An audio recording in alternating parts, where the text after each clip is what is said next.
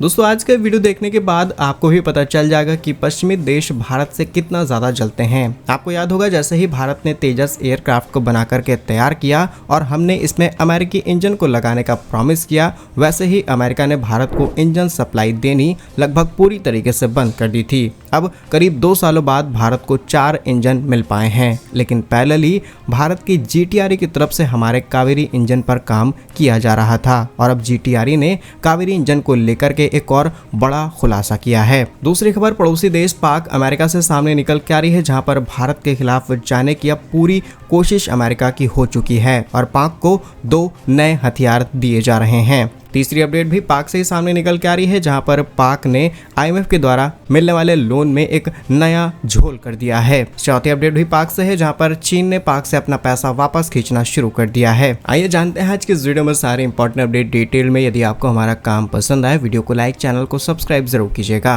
क्योंकि आपका ये छोटा सा काम आप तक ये जरूरी खबरें लाने में हमारी बड़ी मदद करता है। पहली अपडेट भारत के स्वदेशी कावेरी इंजन से सामने निकल के आ रही है, जिसमें अगर रिसेंट हुई डेवलपमेंट्स की बात की जाए तो अब कावेरी इंजन को लेकर के GTRE यानी कि गैस टरबाइन रिसर्च एस्टेब्लिशमेंट की तरफ से बड़ा खुलासा किया गया है, जहां पर इसी के एक नए वेरिएंट जिसका नाम है कावेरी डेरिवेटिव इंजन KDE का 90% इंडिजनाइजेशन पूरा हो चुका है। दैट मीन्स कि इस इंजन को बनाने में जितने भी कंपोनेंट्स एंड पार्ट्स का इस्तेमाल किया गया है उसका 90% भारत से खरीदा हुआ है और वो भी खरीदारी उन कंपनियों से की गई है जो कि कंपोनेंट्स देश के अंदर देश के मटेरियल्स का इस्तेमाल करते हुए तैयार करती हैं। और रिसेंटली ही इसके एक प्रोटोटाइप का फ्लाइट टेस्ट भी किया गया और इस इंजन ने अपना सफल परीक्षण दिया है। और भारत की यही तैयारियां पश्चिमी देशों को पसंद नहीं आती। अगर इस रिपोर्ट से आई डिटेल्स आपको बताएं तो कावेरी डेरिवेटिव इंजन एक drone non afterburn turbofan engine है जो लगभग 49 से 51 किलोन्यूटन तक का thrust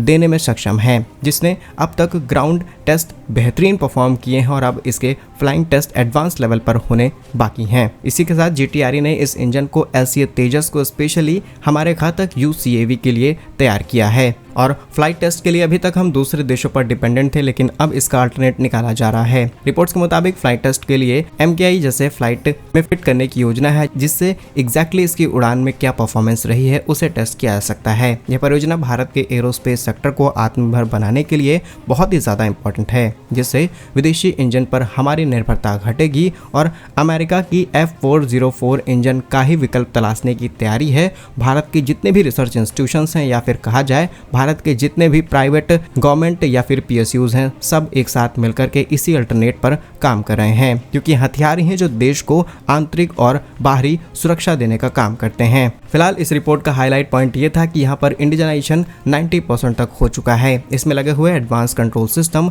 material, technology, thermal efficiency सब कुछ भारत में बना करके इंस्टॉल की गई है। इस इंजन का प्रोडक्शन भी 2025 के अंत तक शुरू हो जाएगा और कुछ इंपॉर्टेंट टेस्ट भी 2025 में ही कंप्लीट कर लिए जाएंगे। अब बात करते हैं कि इसके पीछे की जियोपॉलिटिक्स क्या है। ये बात दुनिया जानती थी कि भारत इस तरीके के एक इंजन पर काम कर रहा है और भारत ने चुपचाप जब तेजस बना करके तैयार कर लिया, उसी समय हमने दुनिया को झटका दिया, क्योंकि फाइटर जेट बनाने में कुछ ही गिने चुने देश हैं जो कि एडवांस हैं। उसमें अमेरिका, रूस, फ्रांस, चीन जैसे देश शामिल हैं। लेकिन भारत ने बहुत ही कम रिसोर्सेज का इस्तेमाल करते हुए जब अपने तेजस को तैयार किया, तब दुनिया ने इसे हल्के में लिया। लेकिन कुछ दिनों बाद तेजस MK2 की खबरें सामने आ गई, तब दुनिया बहुत ज्यादा टेंशन में चली गई। लेकिन भारत ने अमेरिका के साथ एक इंपॉर्टेंट डील साइन कर ली। डील ये थी कि हम तेजस MK1 के अंदर अमेरिकन कंपनी जनरल इलेक्ट्रिक के F404 इंजन का इस्तेमाल करेंगे। अमेरिका ने कहा ठीक है, हम आपको इंजन दे देंगे और जरूरत पड़ी तो आगे चल के कुछ % टेक्नोलॉजी आपको शेयर की जाएगी। लेकिन पिछले 2 सालों से भारत को एक भी इंजन डिलीवर नहीं किया गया, जबकि ये इंजन हमें 2 साल पहले ही मिल जाने चाहिए थे। लास्ट मंथ हमें चौथा इंजन मिला है और अब तक सिर्फ 4 इंजन भारत में पहुंचे हैं। फिलहाल जनरल इलेक्ट्रिक और हिंदुस्तान एरोनॉटिक्स लिमिटेड के बीच में डायरेक्ट हुई बातचीत से ये पता चलता है कि इस साल के अंत तक हमें करीब 10 से 12 इंजन डिलीवर कर दिए जाएंगे एंड 2026 में तेजस MK2 में इस्तेमाल होने वाले F414 इंजन की कुछ डिलीवरीज भी भारत के अंदर शुरू की जाएंगी। और यहाँ से हमें सीखने को मिलता है कि किसी भी देश के ऊपर निर्भरता आपको एज अ गुलाम की तरह ट्रीट करती है, क्योंकि जब तक ये इंजन भारत तक नहीं आ रहे थे, हमारे तेजस प्रोडक्शन तो हमने बड़े स्केल पर शुरू कर लिया, लेकिन जब इंजन ही नहीं तो हम प्रोडक्शन करके आखिर क्या करेंगे। अब इसके पीछे कई एक्सपर्ट्स बताते हैं कि शायद अमेरिका को यह बात पसंद नहीं है, क्योंकि भारत अपने स्वदेशी इंजन उड़ाना शुरू कर देगा और हम 200 से 250 तेजस उड़ाना चाहते हैं।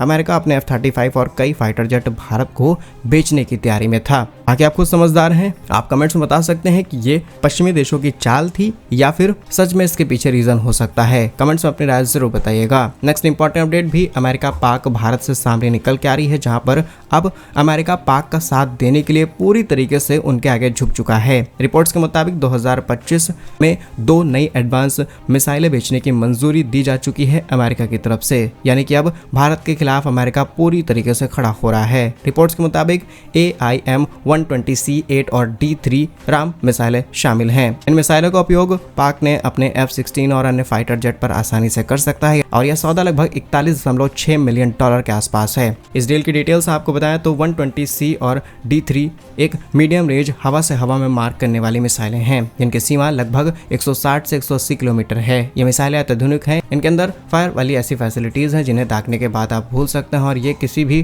चीज को आसानी से निशाना बना सकती हैं। दूसरा, यह परियोजना अमेरिका के रक्षा विभाग के तहत संचालित की जाती है और इसके तहत पाक को करीब 41.7 मिलियन डॉलर की लागत से ये मिसाइलें दी जाएंगी। पाक के पास ऑलरेडी AIM-120C5 का प्रयोग कर रहा है, लेकिन अब एडवांस वेरिएंट वाले हथियार पाक को सप्लाई किए जा रहे हैं। अब इससे भारत के लिए क्या चिंता है? असल में पाक का यह कदम भारत के लिए दिक्कत पैदा कर सकता है। अमेरिका ऑलरेडी भारत के खिलाफ इतना ज्यादा जा चुका है, लेकिन इस हद तक नहीं जाना चाहिए ताकि सीधे आप पाक को हथियार सप्लाई करना शुरू कर दें। फिर उसके बाद जब भारत ब्रिक्स करेंसी या फिर रूस चीन की तरफ झुकाव बढ़ाता है, तब ट्रम्प चिल्लाने लगते हैं। आपकी हरकतें आप खुद देखिए, उसके बाद आप डिसाइड कीजिएगा कि भारत किस डायरेक्शन में जाना चाहिए। आपके हिसाब से भारत को RIC यानी कि रशिया इंडिया चाइना ट्रायंगल को मजबूत करना चाहिए या फिर नहीं? कमेंट्स में अपनी राय जरूर बताइएगा। नेक्स्ट इंपॉर्टेंट अपडेट IMF से सामने निकल के आ रहा है, जहां पर IMF ने पाक व्यापार आंकड़ों में लगभग 11 अरब डॉलर यानी कि 97,613 करोड़ रुपए के बड़े अंतर पर